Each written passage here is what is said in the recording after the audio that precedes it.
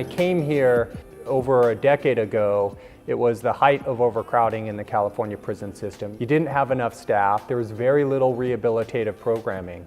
I was committed to not repeating those mistakes.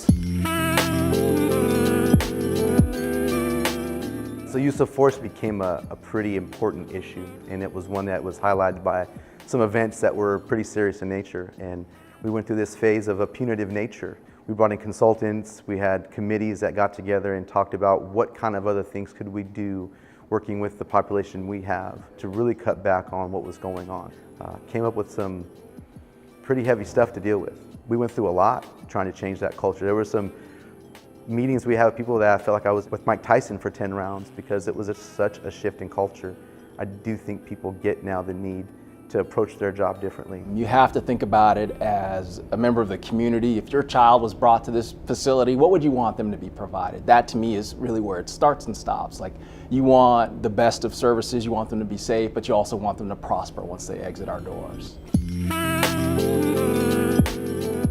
We've seen a shift in the focus on who we bring in the front door as well. Oftentimes the kids who come in here, they lack a positive role model. We have the opportunity to maybe the only stable people that our kids are dealing with in this facility. It's not about being guards, it's about interacting with the residents and trying to make a positive change while we have them in our presence here at the hall.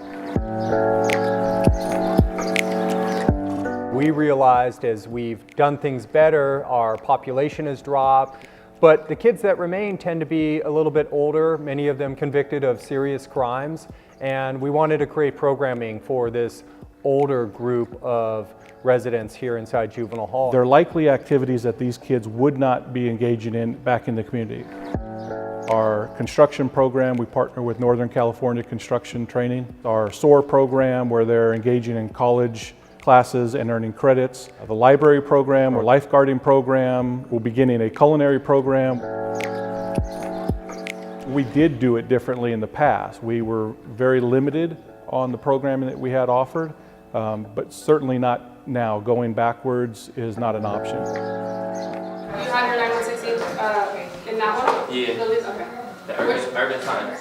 In our library, we feature approximately 2,000 books. Every kid leaves with the card physically in hand, and they can take to the county libraries. And what started out as just a cart developed into this great library we have.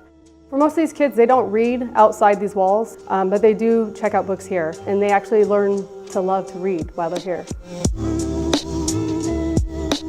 We're very proud of something we've created inside our juvenile facility here. It's called the Multisensory De-escalation room. But what it is a room where we can engage with kids who have anxiety, fear, they may be angry. We really try to engage every sense and get those young people to a point where they can actually talk about what's impacting them in their lives. When they come in here, we ask them where they're at on the emotional scale. It's about a 30-minute session, and we're engaging their senses, and the purpose is to calm their brain during that time so they could use various gross motor sensory activities that are around the room that you see.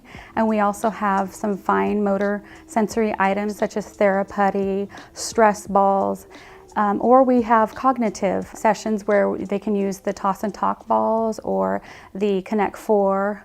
This room allows me to get to know the resident on that deeper level, and I get to peel back the layers and just listen to them and hear what they have to say.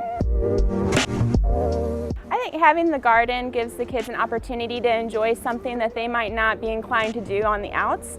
At first, when I came here, everything was dead. Like, everything was dead. We got to see everything rise from the bottom. The lesson for the garden is that, like, everything has a life and everything can grow. Everything can grow. The garden for me is a symbol that I can grow. Because at first, when I came in here, I was dead, and I can grow just like the vegetables and the tomatoes grow. We have created a college program inside our juvenile hall so that when these young people walk out the door, they're already enrolled in their local community college, and more importantly, they think of themselves as college students. Outside of these walls, once you graduate, they think they can sit back, but no, you know, in order to be successful in life, you have to go to a college, you know, get your credits and graduate, you know, so you could be more, you know, build your way up. As part of PbS, we participate in the resident surveys and the family surveys, so we've seen positive results in that over the years. PbS has been a profound part of culture change here. We know that we can't measure our improvement without having data to back it up, and PbS has provided exactly that. We can track benchmarks in important areas. All of those things are things that we use PbS to help us become the best possible facility we can be. We know that kids come to us in their darkest hour, at their worst moment, but that they can become something much greater down the road. And we're excited to help be a part of that journey and help them down that road.